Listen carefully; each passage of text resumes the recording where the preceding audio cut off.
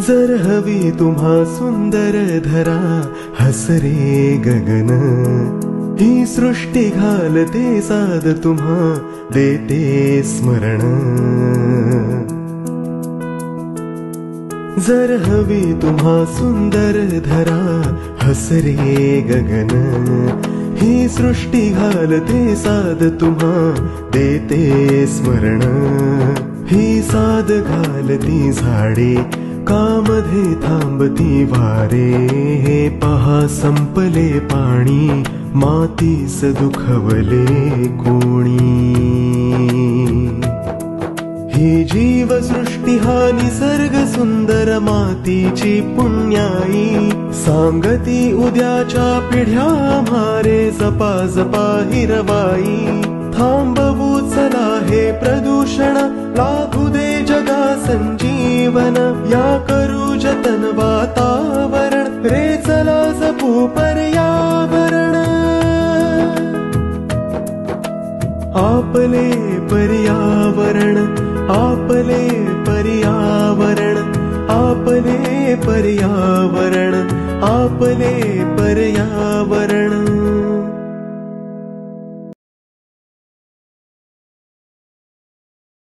नमस्कार मंडळी, मी सुरभी वालावलकर ठोसर तुम्हा सर्वांचं पुन्हा एकदा ऑनलाईन खुली पर्यावरण शाळेमध्ये खूप खूप स्वागत करते। आज आपल्या ऑनलाईन खुली पर्यावरण शाळेचा 28वा भाग आहे। तुम्हा सर्वांना माहितीच आहे की ऑनलाईन खुली पर्यावरण शाळा ही ठाणे महानगरपालिका आणि पर्यावरण दक्षता मंडळ यांच्या संयुक्त विद्यमाने सुरू करण्यात आलेला उपक्रम आहे आणि यामध्ये आपण दर शुक्रवारी वेगवेगळे विषय घेऊन एकत्र येत असतो। तर पर्यावरण दक्षता मंडळ गेली 25 वर्ष पर्यावरण शिक्षण, संवर्धन आणि जनजागृतीमध्ये कार्यरत आहे। ठाणे, कल्याण, डोंबिवली, मुरबाड यासारख्या भागांमध्ये आणि आपले अनेक उपक्रम असतात। आपण वेगवेगळ्या उपक्रमांची माहिती वेगवेगळ्या सदरांमधून घेत असतो। आज आपण एका वेगळ्या विषयाबद्दल जाणून घेणार आहोत। तो विषय आहे की role of artificial intelligence in environmental conservation. आत्ताचा जो आपण एआय सारखं ऐकत असतो, म्हणजे आर्टिफिशियल इंटेलिजन्स भरपूर आता सर्वजण वापरायला लागले आहेत, किंवा आर्टिफिशियल इंटेलिजन्स म्हणजे काय, आर्टिफिशियल इंटेलिजन्सचा पर्यावरणाच्या संवर्धनासाठी कशा प्रकारे उपयोग होऊ शकतो याविषयी आपण जाणून घेणार आहोत आजच्या 28व्या भागामध्ये। आणि याविषयी मार्गदर्शन करण्यासाठी आपल्यासोबत आहे डॉक्टर निलेश वाघ सर। मी थोडक्यात सरांचा परिचय करून देते। ते सोमय्या विद्याविहार युनिव्हर्सिटीमध्ये असिस्टंट डिरेक्टर म्हणून कार्यरत आहेत। त्यानंतर असोसिएट प्रोफेसर आणि हेड ऑफ द डिपार्टमेंट आहेत ते एन्व्हायरमेंटल सायन्स डिपार्टमेंटचे, SK सोमय्या कॉलेजचे। आणि अनेक PhD आणि MTech स्टुडंटसाठी ते रिसर्च गाईड म्हणून देखील कार्यरत आहेत। त्यानंतर अनेक वेगवेगळ्या ऑर्गनायझिंग आणि एक्झामिनेशन कमिटी, कोऑर्डिनेटर, कन्व्हेनर आणि एक्सपर्ट इव्हॅल्युएटर आहेत ते वेगवेगळ्या नॅशनल आणि इंटरनॅशनल सेमिनारसाठी। त्यानंतर त्यांनी एन्व्हायरमेंटल बायोटेक्नॉलॉजी ऍप्लिकेशन नावाचं एक बुक देखील लिहिलेलं आहे। सरांचा बायोडेटा खरं तर खूप मोठा आहे, पण थोडक्यात मी सरांचा परिचय करून दिला आहे। तर मी सरांना आता विनंती करते की त्यांनी आपल्या आजच्या सेशनला सुरुवात करावी। आजचा विषय आहे role of artificial intelligence in environmental conservation. नमस्कार मित्रांनो, आज आपण थोड्या एका वेगळ्या विषयाला हात घालणार आहोत आणि त्यामध्ये सर्वात महत्वाचं म्हणजे पर्यावरण संवर्धन। पण या पर्यावरण संवर्धनाबरोबरच आपल्याला एक नवीन टूल, एक नवीन मापन पद्धती बघायची आहे आणि ती म्हणजे कृत्रिम बुद्धिमत्ता, म्हणजे आपण त्याला इंग्लिश मधून आर्टिफिशियल इंटेलिजन्स म्हणतो। तर पर्यावरणाच्या बाबतीत, पर्यावरण संवर्धनाच्या बाबतीत आपण या आर्टिफिशियल इंटेलिजन्स म्हणजे कृत्रिम बुद्धिमत्तेचा कसा वापर करून घेऊ शकतो याचं आपण आज विश्लेषण करणार आहोत। तुमच्या मनात ज्या पण शंका असतील त्या मला तुम्ही विचारू शकतात। तर एक थोडक्यात मी 5 ते 6 पर्यावरण संवर्धन क्षेत्रातल्या गोष्टींना हात घालतोय। तर प्रथमतः आपण जाणून घेऊ की एक्झॅक्टली ही कृत्रिम बुद्धिमत्ता म्हणजे आर्टिफिशियल इंटेलिजन्स आहे तरी काय। तर हा जो टूल आहे, संगणकावर चालणाऱ्या मशीनचा माहितीचा संच आहे, म्हणजे डेटा आपण ज्याला म्हणतो। आणि हा डेटाचं अनालिसिस म्हणजे पृथक्करण करून त्याचं विश्लेषण करून त्याच्यातनं निघणारे जे पण रिझल्ट आहेत, निर्णय आहेत, ते एका साच्यामध्ये मांडून त्याच्याविषयी निर्णय घेण्याची जी क्षमता आहे त्याला आपण आर्टिफिशियल इंटेलिजन्स किंवा कृत्रिम बुद्धिमत्ता असं म्हणू शकतो. आता यामध्ये सर्वात महत्वाचं म्हणजे डेटा. हा जो डेटा आहे म्हणजे ही जी माहिती आहे ही फार महत्वाची आहे. कारण आर्टिफिशियल इंटेलिजन्स मध्ये डेटा जर नसेल तर AI काम करू शकत नाही. त्यामुळे तुम्हाला माहितीच आहे की आपण पर्यावरण क्षेत्रात काम करणारे आहोत आणि आपल्याकडे डेटा हा खूप मोठ्या प्रमाणात असतो. पण बऱ्याच वेळेला होतं काय की या डेटातल्या ही जी माहिती असते हिच्यातल्या काही लूप होल्स आपल्याकडनं राहून जातात आणि कदाचित आपण योग्य निर्णय घेऊ शकत नाही किंवा संयुक्तिक निर्णय घेऊ शकत नाही. पण आता हे जे AI टूल आहे याच्यात जर आपण डेटा समाविष्ट केला तर आपल्याला अगदी स्पेसिफिक असे रिझल्ट्स मिळू शकतात. तर आपण आजच्या या टॉपिक्स वर बोलणार आहोत की एक्झॅक्टली ही कृत्रिम बुद्धिमत्ता म्हणजे AI आणि पर्यावरण संदर्भ, पर्यावरण संवर्धन हे या गोष्टी कशा एकमेकांशी जोडल्या गेल्या आहेत. तर मॉनिटरिंगचा डेटा म्हणजे आपण जे मॉनिटरिंग करतो, air monitoring, water monitoring, soil monitoring आणि याच्यातनं जे अनालिसिस करून डेटा जमा करतो, हा डेटा जर आपण गोळा केला, त्याचं व्यवस्थितरित्या विश्लेषण केलं तर आपल्याला एक खूप मोठा इंटरप्रिटेशन रिझल्ट्स मिळू शकतील आणि त्याला आपण स्मार्ट इंटेलिजन्स रिझल्ट्स किंवा ॲक्युरेट रिझल्ट्स असं म्हणू शकतो.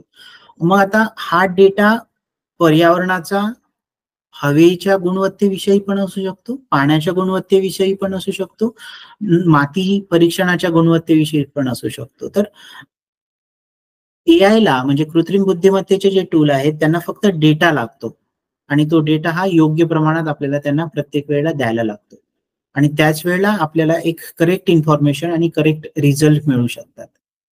तर आज मी आजच्या या वेळेमध्ये मी 6 विषयांना हात घालणार आहे. त्याच्यातला पहिला विषय म्हणजे हवामान बदल.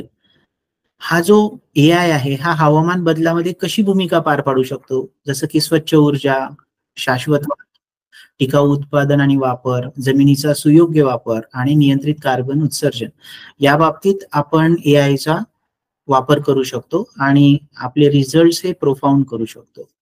नेक्स्ट आहे जैवविविध आणि संवर्धन म्हणजे बायोडायव्हर्सिटी अँड कॉन्झर्वेशन. याच्यात आपण हॅबिटॅट कॉन्झर्वेशन अँड रिहॅबिलिटेशन, नंतर शाश्वत व्यापार म्हणजे सस्टेनेबल ट्रेड हे पण एक महत्वाचं घटक आपण याच्यावर पण आपण प्रकाश जोड टाकणार आहोत आज. प्रदूषण नियंत्रण आणि आक्रमक प्रजाती म्हणजे इन्व्हेसिव्ह स्पेसीज आणि रोग नियंत्रण डिसीज कंट्रोल. तर जैवविविधतेच्या बाबतीत पण आपण आज बघणार आहोत की कसा AI याच्यात सगळ्यात महत्वाची भूमिका पार पाडू शकते. नंतर सगळ्यात महत्वाचं आणि आजच्या युगामध्ये किंवा आजच्या दिवसांमध्ये सगळ्यात जास्त चर्चेला जाणारा विषय म्हणजे डर्टी ओशन्स. आपण जी काही रोजची कचरा उत्पादन करतोय किंवा कचरा आपण तयार करतोय ना, हा कचरा अल्टिमेटली शेवटी सागराला जाऊन मिळतोय आणि सागराचं जे पर्यावरण आहे, सागराची जी क्वालिटी आहे, गुणवत्ता आहे, ती सातत्याने घसरत चाललेली आहे. एस्पेशली आपण जर बोलायचं झालं तर प्लास्टिक पोल्युशन आज सगळ्यात मोठा भेडसावणारा विषय आज सागरी प्रदूषणाच्या बाबतीत आपल्याला बोलायला लागेल.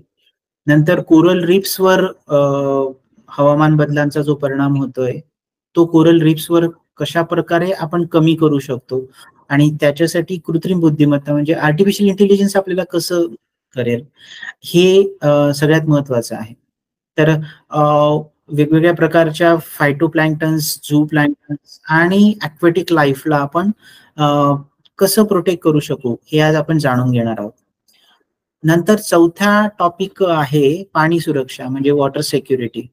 तुम्हाला माहिती आहे की आजच्या घडीला ग्राउंड वॉटर लेवल म्हणजे भूजल पातळी दिवसेंदिवस खालावत चाललेली आहे आणि बेंगलुरू, चेन्नई, इंदोर किंवा भोपाळ किंवा महाराष्ट्रात परभणी, जालना, बीड यासारख्या ठिकाणी पाण्याची जी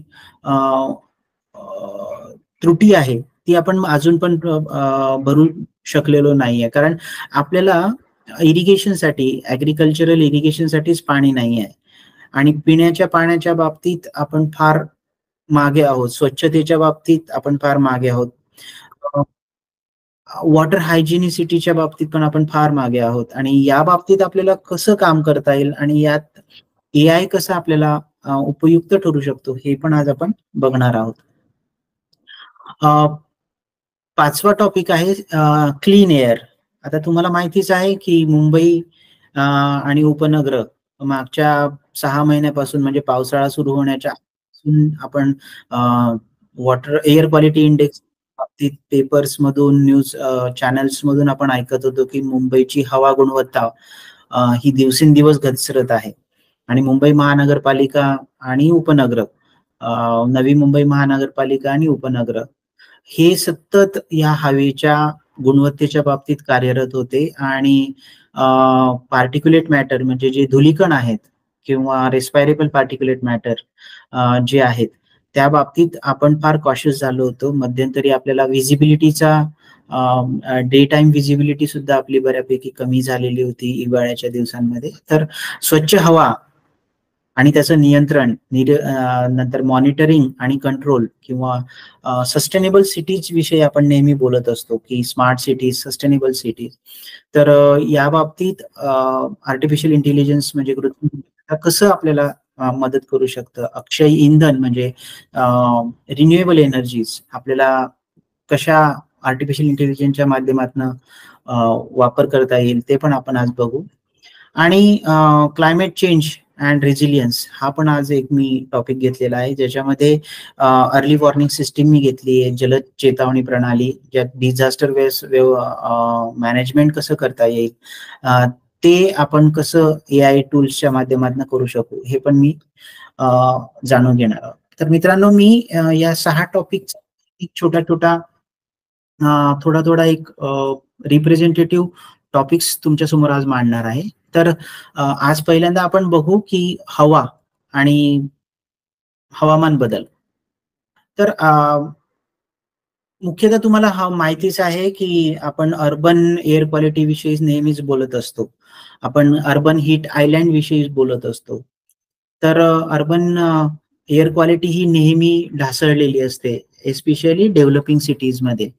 India is a developing country, आपल्याला माहिती आहे की आपण डेव्हलपिंग मध्ये आहोत आणि त्यामुळे आपल्या आजूबाजूची दळणवळणाची साधनं आणि मोठमोठे उद्योग आणि कारखाने याच्यातून निघणारा जो वायू आहे तो बऱ्याच वेळेला अर्बन एअर क्वालिटीला विनाशक असतो. तर ही जी अर्बन एअर क्वालिटी आहे, वेगवेगळे निघणारे वायू आहेत, त्यांचं एमिशन आहे, नंतर हे प्रत्येक सिटीचा स्वतःचा एक लँड यूज पॅटर्न असतो, डेमोग्राफिक पॅटर्न असतो, त्याचे निरीक्षण असतात. मेट्रोलॉजी प्रत्येक सिटीची वेगळी असते. कोस्टल सिटीची मेट्रोलॉजी ही नॉन कोस्टल सिटीपेक्षा थोडी वेगळी असते आणि या संपूर्ण 3 घटकांचा जो अनालिसिस आहे ते एका सिम्युलेशनच्या स्वरूपात मांडलं जातं आणि त्याला एक न्यूरल नेटवर्क मध्ये तो डेटा समाविष्ट केला जातो आणि मग त्या डेटाचं अनालिसिस करून त्याचं ऍप्लिकेशन करून तुम्हाला एक मल्टी क्रायटेरिया दाखवला जातो, एक मल्टी क्रायटेरिया डेटा अनालिसिस केलं जातं आणि मग त्या मल्टी क्रायटेरिया डेटा अनालिसिसला नंतर प्रतिमा म्हणजे एखाद्या इमेजच्या स्वरूपात तुमच्या समोर ठेवली जाते आणि मग आपण म्हणतो की हे याचं फायनल कॉन्सन्ट्रेशन, फायनल एमिशन आणि याच्यामुळे काय इफेक्ट होऊ शकतात, हेल्थ इफेक्ट, आणि याची कॉस्ट काय असू शकते हे आपल्या पुढे संपूर्ण प्रकरण मांडलं जातं. तर अशा प्रकारे एअर क्वालिटी अनालिसिस मध्ये कुठलाही आर्टिफिशियल इंटेलिजन्स सॉफ्टवेअर, मी दाखवलेलं जे तुम्हाला मॉडेल दिसतंय समोर, त्याच्यात एमिशन, लँड यूज आणि मेट्रोलॉजीचा डेटा आहे, याचा वापर व्यवस्थितरित्या करून त्याला सिम्युलेशन मॉडेलमध्ये कन्वर्ट केलं जातं आणि त्याला एका इमेजच्या स्वरूपात दाखवलं जातं.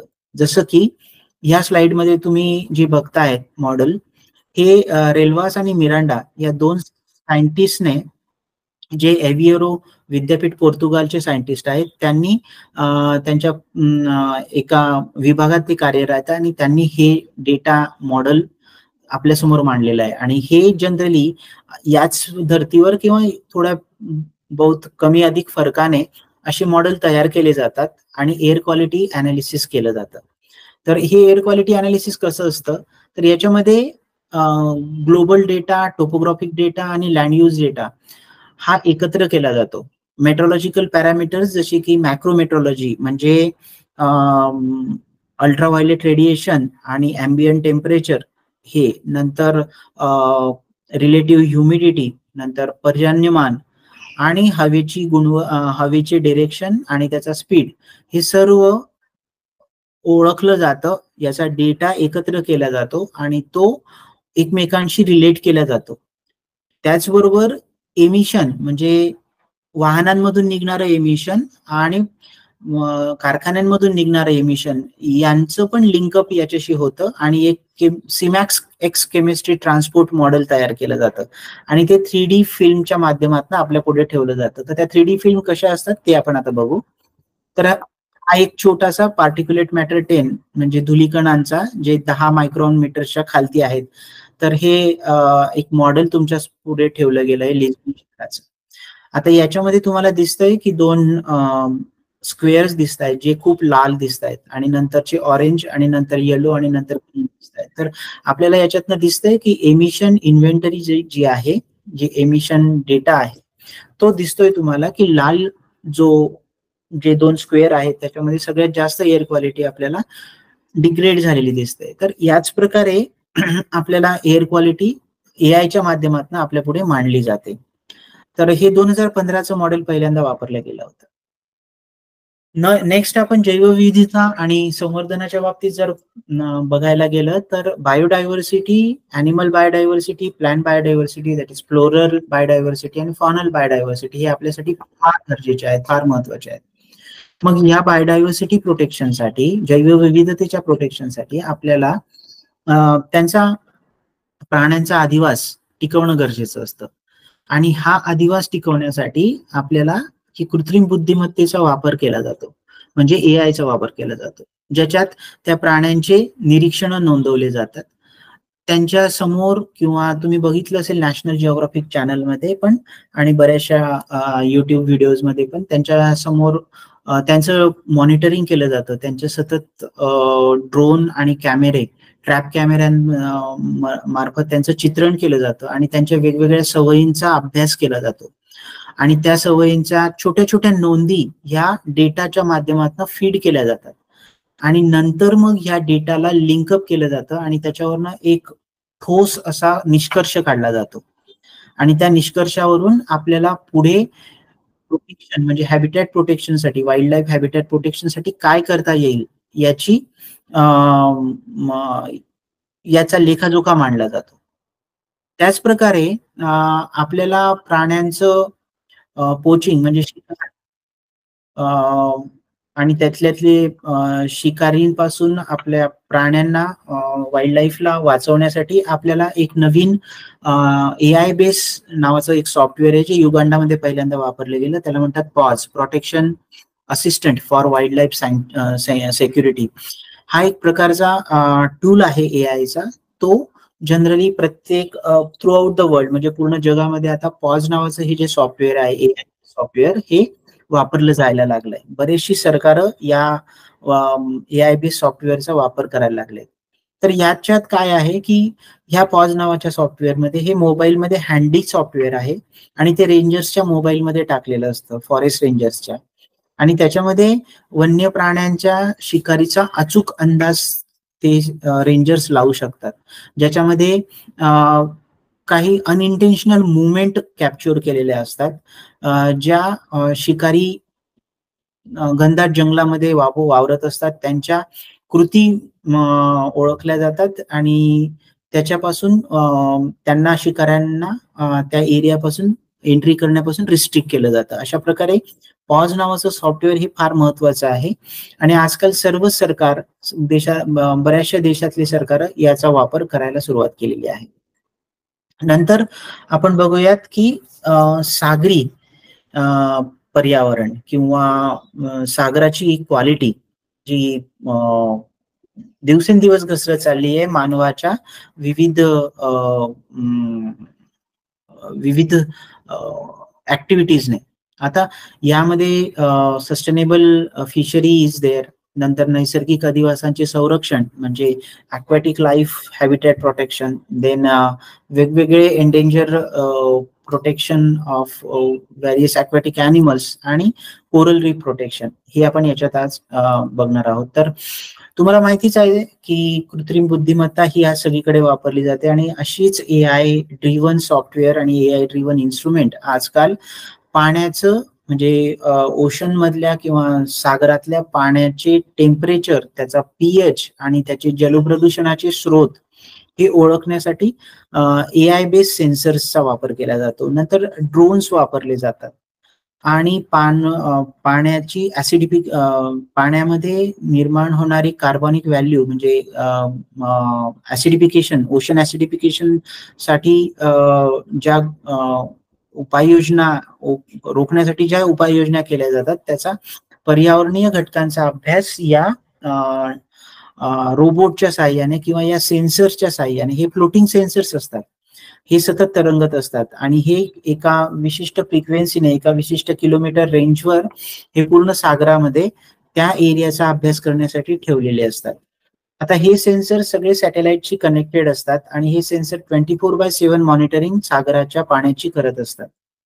त्याच्यामध्ये ते त्याचा pH, त्याची जलवायूंचं प्रमाण आणि त्याचं टेम्परेचर, ॲम्बियंट वॉटर टेम्परेचर हे प्रत्येक घटकाला हे मोजलं जातं आणि त्याच्यानुसार जलवायूंचे स्रोत आणि त्याचं प्रदूषणाचे स्रोत आपल्याला मिळू शकतात.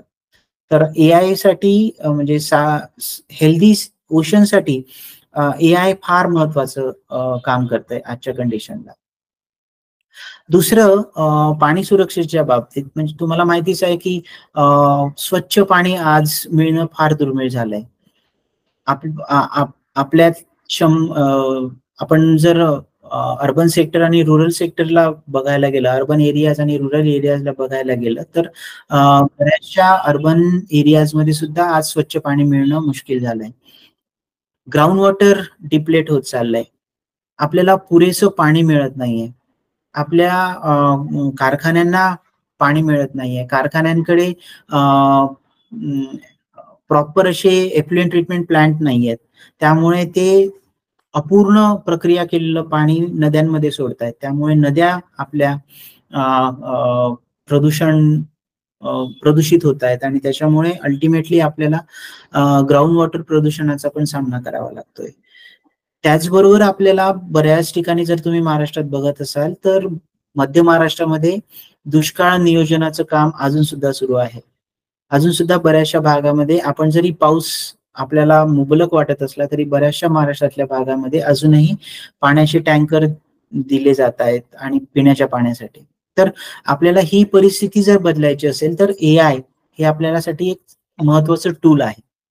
आता AI कसं महत्वाचं टूल आहे तर पाणी व्यवस्थापन, मॅनेजमेंट, नंतर पाण्याचं सुनियोजित व्यवस्थापन करून ज्या ठिकाणी पाणी कमी पोचतंय त्या ठिकाणी जास्त दाब देऊन ते पाणी पोहोचवणं, नंतर पाण्याचं सुनियोजन करणं म्हणजे पाण्याचा सुयोग्य वापर करणं, लोकांमध्ये पाण्याच्या सुयोग्य वापराविषयी लोकांना अवेअर करणं, लोकांसाठी उपाययोजना करणं, पाण्याचं मॉनिटरिंग करणं, जिथे जिथे लिकेजेस आहेत ते AIच्या माध्यमातून शोधून काढणं आणि त्याचा सुयोग्य वापर करून त्याची इफिशियन्सी वाढवणं, आपली वॉटर डिस्ट्रीब्युशन सिस्टीम आहे त्याची इफिशियन्सी वाढवणं, जेणेकरून पाणी हे शेवटच्या घटकापर्यंत पब्लिकला त्यांच्या शेवटच्या घटकापर्यंत पाणी मिळेल. हे बघितलं जातं आर्टिफिशियल इंटेलिजन्सचे सॉफ्टवेअरचा वापर करून. जनरली सिव्हिल इंजिनिअरिंग मध्ये असे सॉफ्टवेअर वापरले जातात आणि जमिनीच्या नैसर्गिक डेमोग्राफीचा वापर करून जमिनीच्या उताराचा आणि चढ याचा वापर करून आपण पाण्याचं सुयोग्य व्यवस्थापन करतो आणि त्याचा अपव्यय कमी करू शकतो. तर एआयच्या माध्यमातून आपण हे एक महत्वाचं काम यात करू शकतो.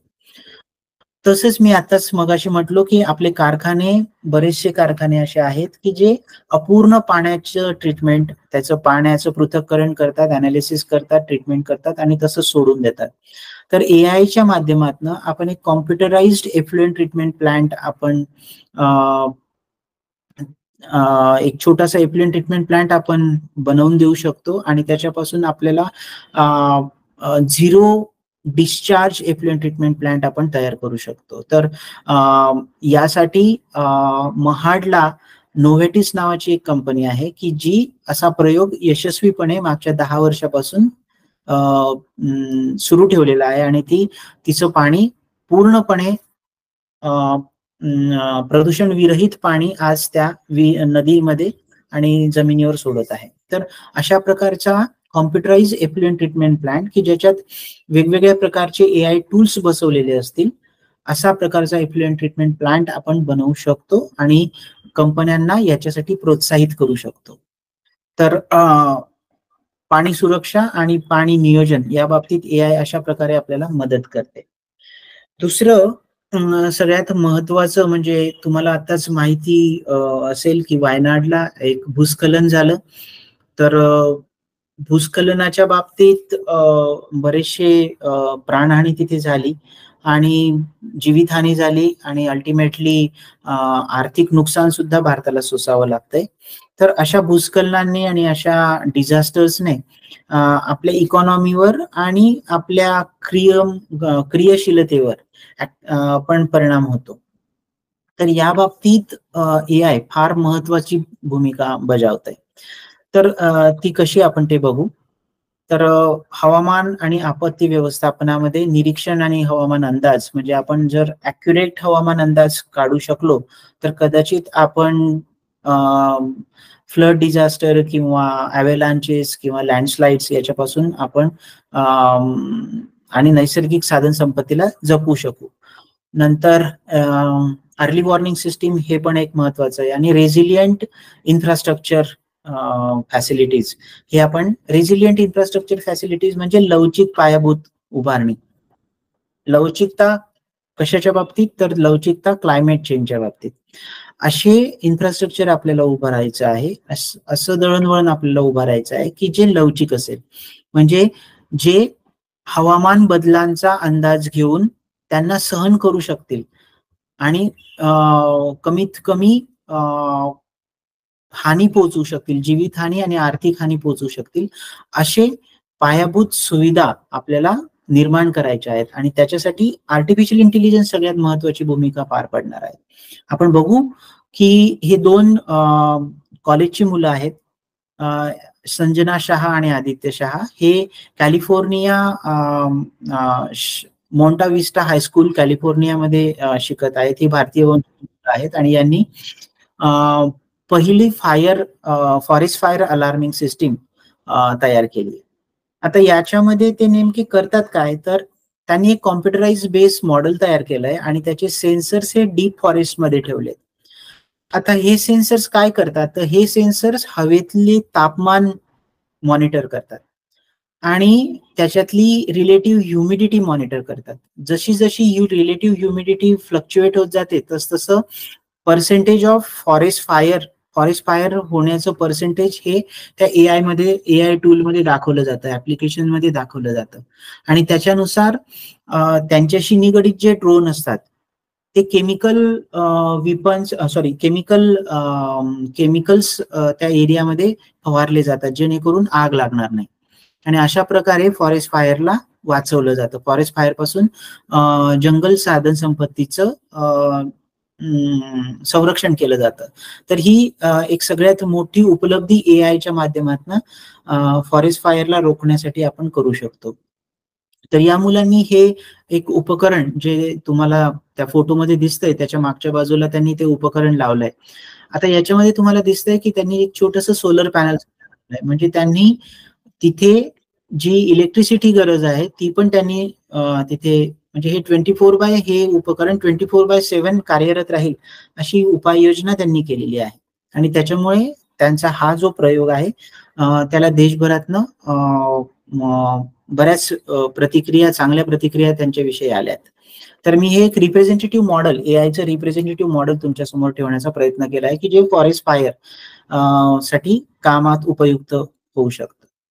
नंतर तुम्हाला माहितीच आहे की भारतात बऱ्याचशा ठिकाणी जसं की आता पुण्याला किंवा नेहमी कोल्हापूर किंवा कोस्टल सिटीज मध्ये पावसाळ्यामध्ये फ्लड्स येतात, नद्यांना पूर येतात आणि पूर्ण शहर जलमय होतं.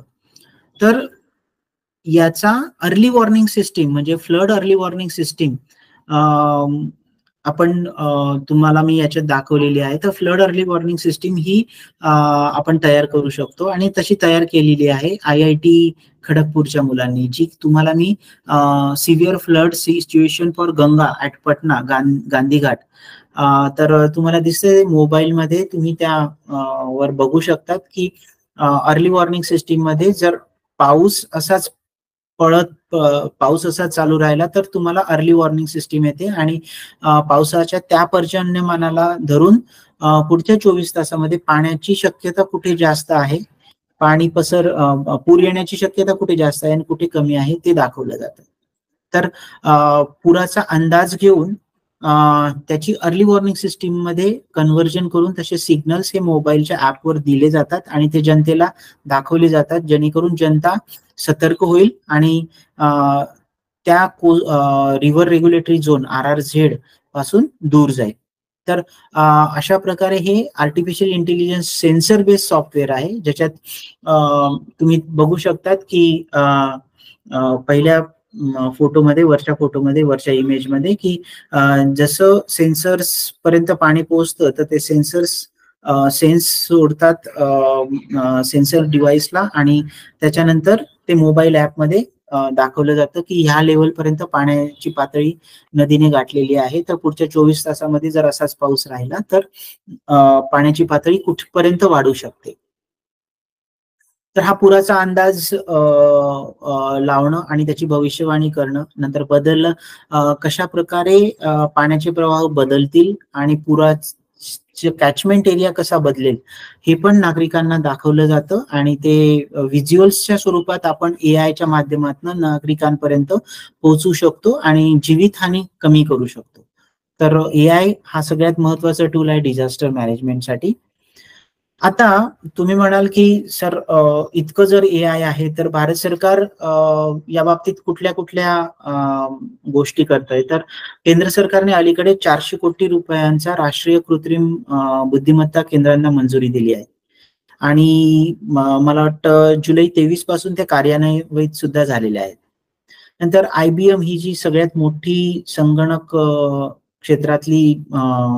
आणि ऍप क्षेत्रातली जी कंपनी आहे तिने देखील ऍग्रीटेक ऍप द्वारे जवळपास 3.5 दशलक्ष शेतकऱ्यांपर्यंत एआय बेस्ड टूल पोहोचवण्यासाठी पुढाकार घेतलेला आहे. नंतर हैदराबाद मधील एक इक्रिसॅट नावाची संस्था आहे जी international crop research institute for the semi arid tropical areas साठी काम करते. आता ही जी संस्था आहे ही संस्था सगळ्यात महत्वाचं काम असं करते की ती कडधान्यावर आधारित जी शेती आहे तर कडधान्यावर रोगांचा फैलाव लवकर होतो आणि त्याचं इन्फेक्शन लवकर फैलतं. तर हे इन्फेक्शन फैलण्याआधीच त्याला रोखण्यासाठी इक्रिसॅट नावाची संस्था पिकांवरच्या कीटकांचा हल्ला आणि त्याद्वारे शेतकऱ्यांपर्यंत पेरणीच्या कुठल्या वेळा सर्वोत्तम आहेत हे एआयच्या माध्यमातून शेतकऱ्यांपर्यंत पोहोचवण्याचं काम करतं. कारण बऱ्याच वेळेला काय होतं, शेतकरी बऱ्याच वेळेला शेतात पाऊस पडल्यानंतर मुबलक पाऊस पडल्यानंतर लगेच पेरणी करायला सुरुवात करतात. बऱ्याच वेळेला शेतकरी थोडा जास्त वेळ पावसाच्या पाण्याची प्रतीक्षा करतात. पण जर का पेरणीचा तो काळ निघून गेल्यानंतर जी पेरणी केलेले जे सीड असतात ते त्यांची इम्युनिटी कमी होत जाते आणि त्याच्यामुळे त्यांच्यावर डिसीजचं प्रमाण, डिसीज होण्याचं प्रमाण, फॉरकास्ट डिसीज होण्याची चान्सेस, पॉसिबिलिटीज वाढत जातात.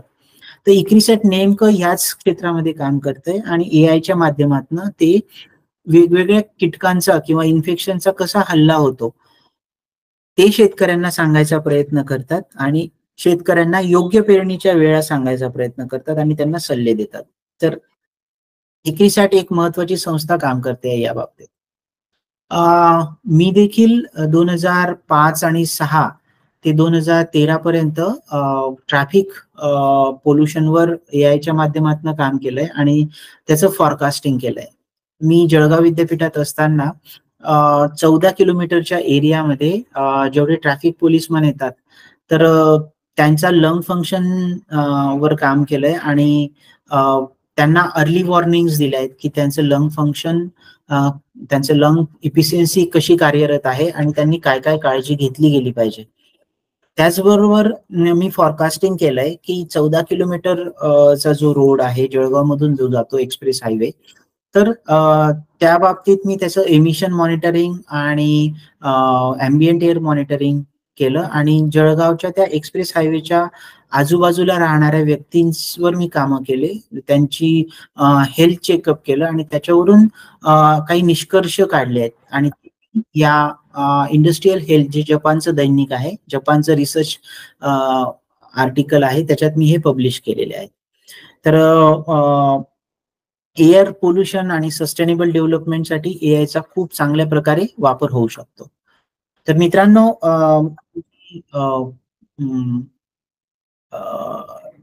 एआय आणि मानव यांच्यातली ही जी दरी आहे ही दिवसेंदिवस कमी होते आहे.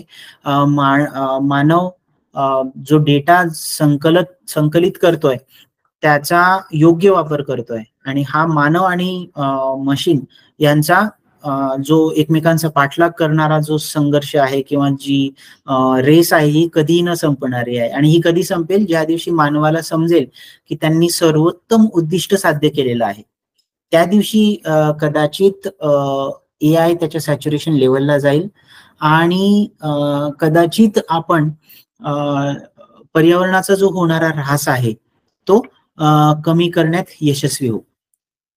तर आय होप, मी अशी आशा करतो की तुम्हाला आजचा हा जो टॉपिक आहे एआयच्या बाबतीतला, हा तुमच्यापर्यंत योग्य पद्धतीने मी पोहोचवण्याचा प्रयत्न केलाय.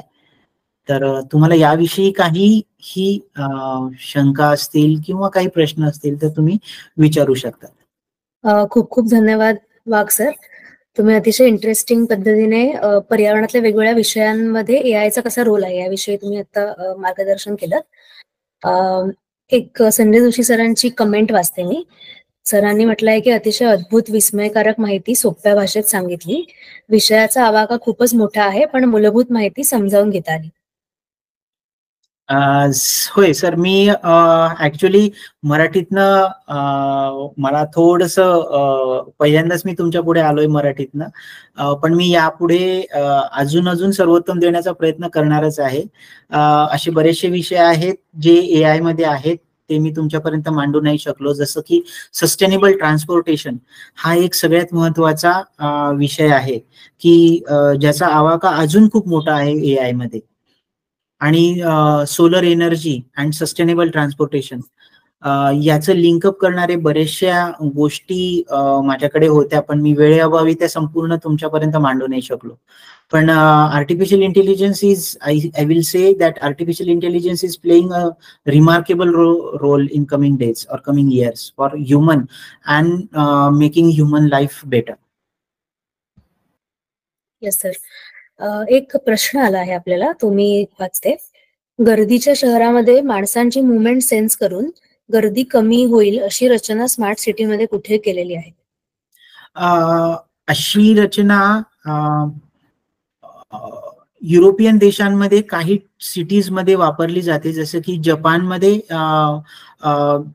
पण ही रचना गर्दीच्या शहरांमध्ये स्टॅम्पेड कमी करण्यासाठी वापरली जाते.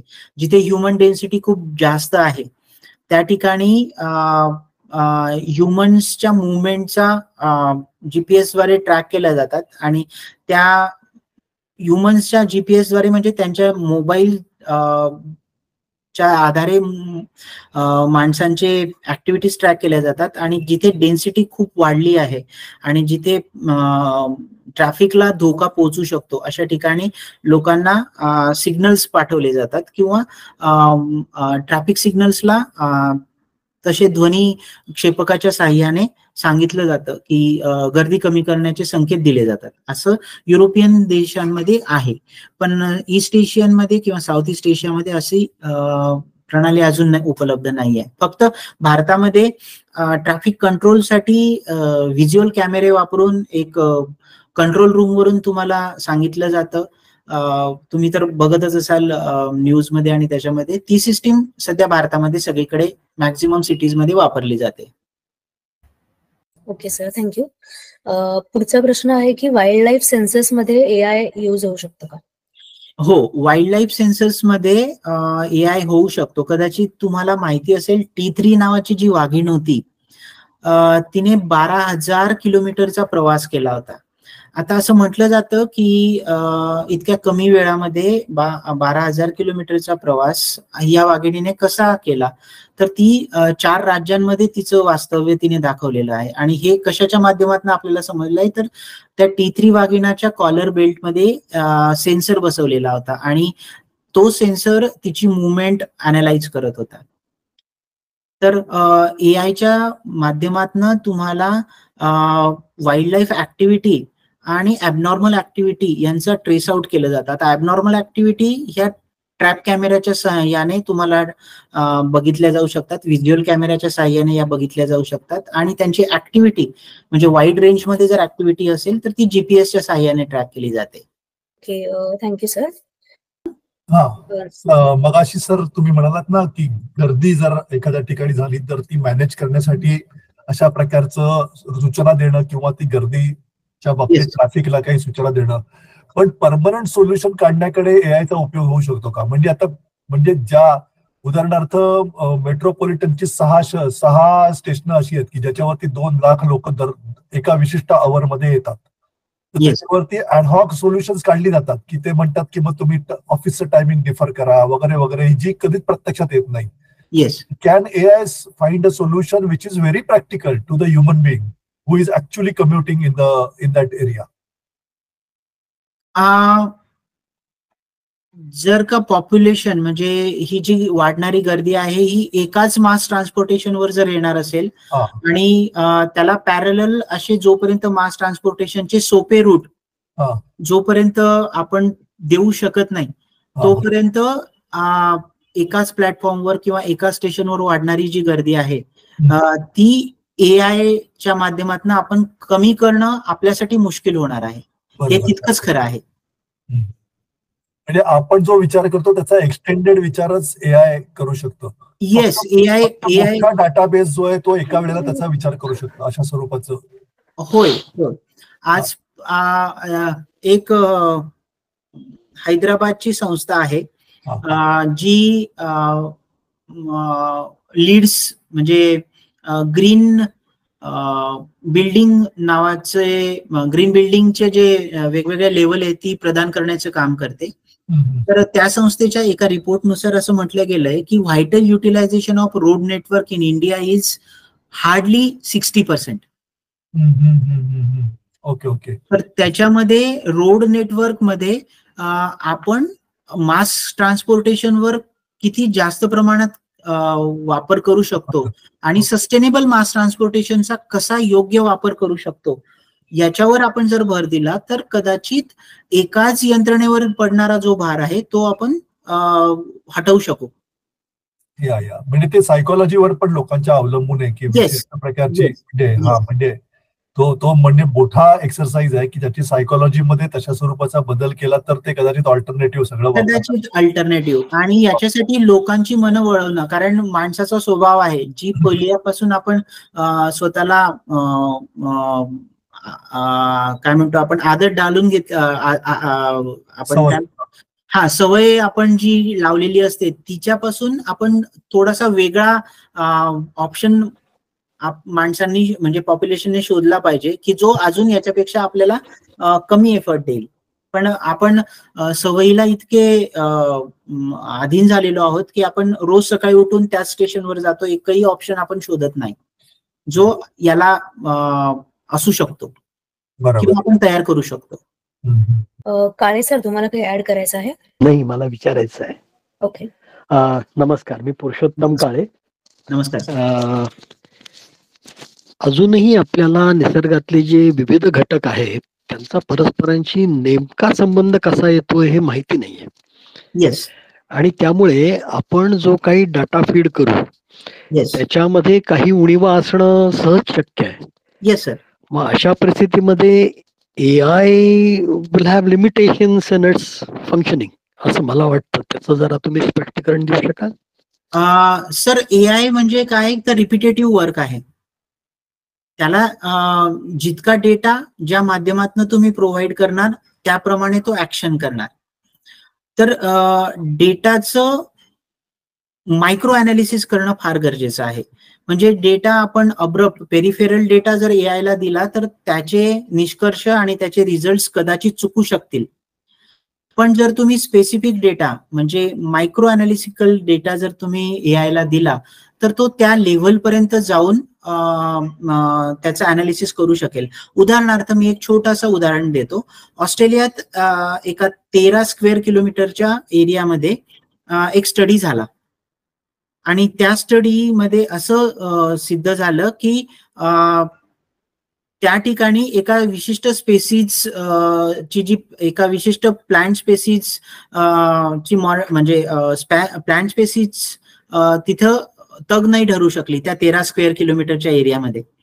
आता ती का तग नाही धरू शकली तर त्या ठिकाणी त्या 13 स्क्वेअर किलोमीटरच्या एरियामध्ये 2 अँड स्पेसीज पूर्णपणे लोप पावल्या होत्या.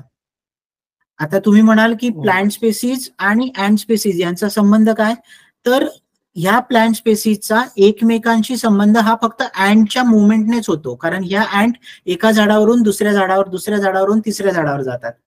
ज्या वेळेला ह्या अँड यांचा एक स्पेसीजच लोप पावली त्यावेळेला त्यांच्या मुवमेंट रिस्ट्रिक्ट झाल्या आणि प्लांटला एकमेकांची कनेक्टिव्हिटी कमी झाली आणि त्यांचं डिसीज रेजिस्टन्स पॉवर कमी झाली.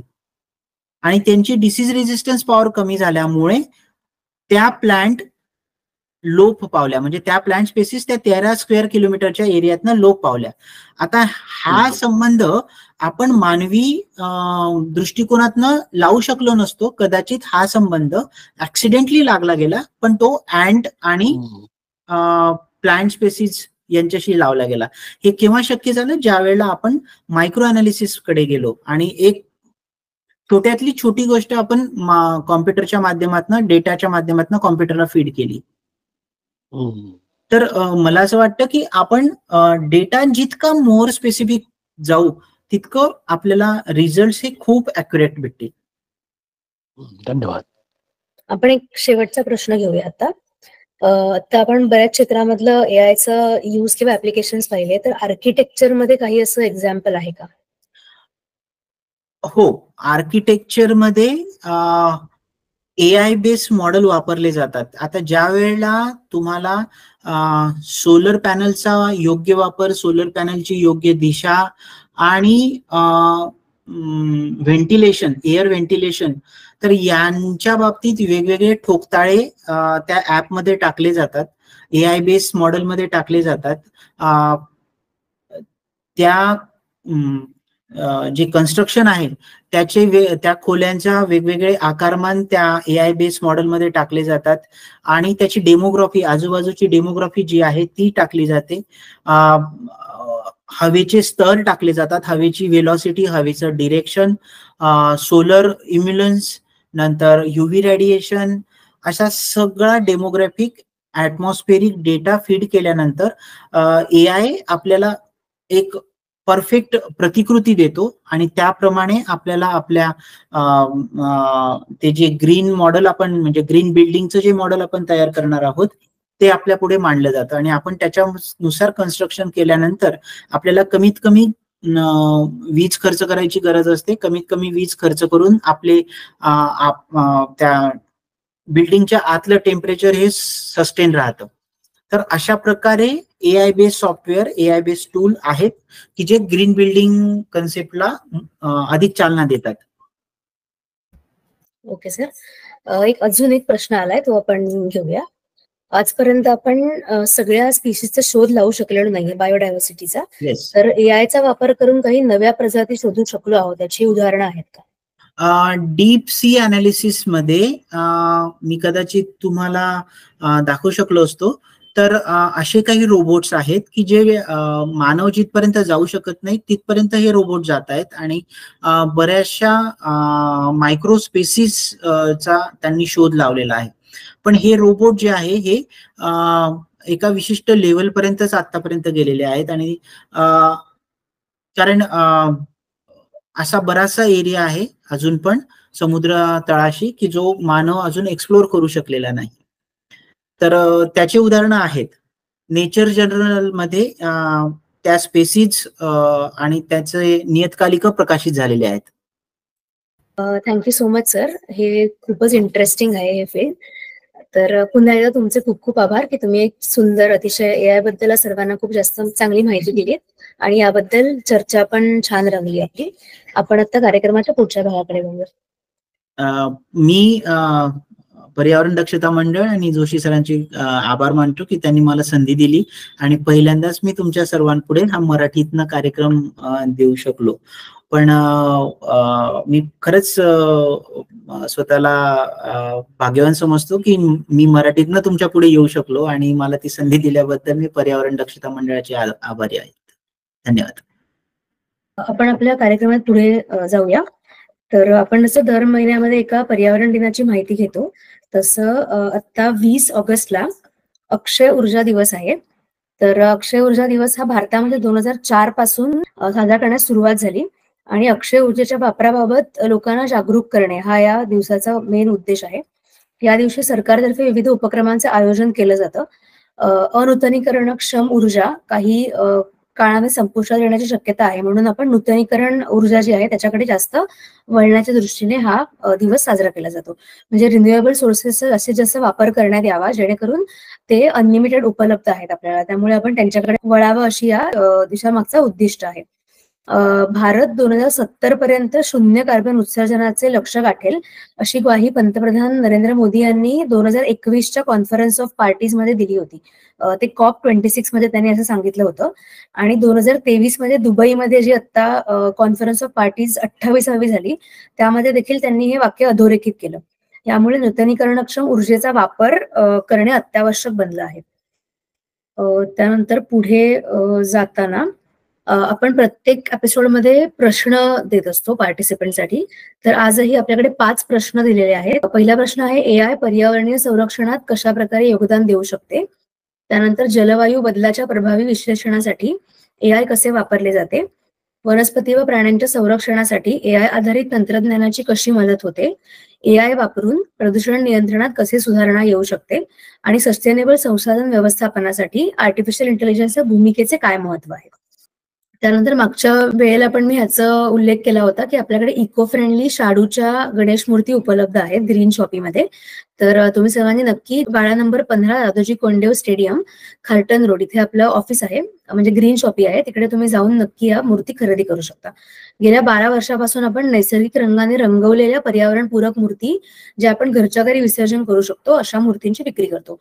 तर तुम्ही नक्की यावेळी हाडूमातीची मूर्ती बसवावी अशी सर्वांना विनंती आहे. त्यानंतर निसर्गायन हा आपला प्रकल्प मी मागच्या एका एपिसोडमध्ये सांगितलं होतं. निसर्गायन हा आपला कल्याण मुरबाड रोडला असलेला प्रकल्प आहे. तर तुम्हाला जर पावसाचा आनंद घ्यायचा असेल निसर्गात जाऊन, तर तुम्ही नक्की या प्रकल्पाला भेट देऊ शकता. इथे अनेक प्रकारचे वनस्पती तुम्हाला बघायला मिळतात, औषधी झाडं आहेत, नंतर प्रकारच्या फ्लॉवरिंग स्पीशीज तुम्हाला बघायला मिळतात, नंतर विविध प्रकारचे पक्षी, फुलपाखरं, कीटक हे सर्व तुम्हाला तिथे डायव्हर्सिटी त्यांची बघायला मिळते. मधमाशांच्या पेट्या आपण तिथे घेतलेल्या आहेत, त्यामुळे मध कसा तयार होतो याविषयी सुद्धा अतिशय रंजक माहिती तुम्हाला तिथे बघायला मिळेल. आणि अनेक विविध प्रकारचे छोटे छोटे प्रकल्प आहेत तिकडे. त्यानंतर कुंभाराचं भांड कसं बनवायचं मातीपासून याचंही आपण तिथे प्रशिक्षण देतो.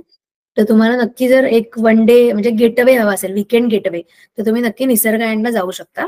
आपला वीकेंड आणि वीकडेजला आपण निसर्गायण सुरू असतं, त्यामुळे तुम्हाला सुट्टी घेऊन नसेल तरी पण तुम्ही निसर्गायणला नक्की जाऊ शकता. त्यानंतर पुढच्या सेशनचं मी सांगते. 23 ऑगस्टला आपण आता मागच्या सेशनमध्ये इको फ्रेंडली गणेश फेस्टिवल कशा प्रकारे सेलिब्रेट करू शकतो याविषयी माहिती घेतली. आता आपण पुढच्या सेशनमध्ये 23च्या एपिसोडमध्ये 21 पत्रींविषयी जाणून घेणार आहोत, की ज्या आपण 21 पत्री गणपती बाप्पाला अर्पण करतो त्या पत्रींचं महत्व काय आहे, त्यांचं मेडिसिनल यूज काय आहेत याविषयी आपण डॉक्टर श्रेया भानप यांच्याकडून जाणून घेणार आहोत. तर तुम्ही सर्वांनी नक्की या सेशनला देखील उपस्थित राहावं. आणि पुन्हा एकदा मी आपले स्पीकर डॉक्टर निलेश वाघ सरांचे मनपूर्वक आभार मानते की त्यांनी मराठीमध्ये इतक्या छान पद्धतीने आपल्याला मार्गदर्शन केलं. आणि सर्व पार्टिसिपंट्सचे देखील खूप खूप आभार की तुम्ही आज अतिशय छान मोठ्या संख्येने सुद्धा उपस्थित राहिलात आणि नंतरचे चर्चासत्र पण आपलं खूप छान रंगलं. त्याबद्दल सर्व पार्टिसिपंट्सचे देखील आभार. आणि आपण पुन्हा भेटूया 23 तारखेला 4 वाजता. धन्यवाद.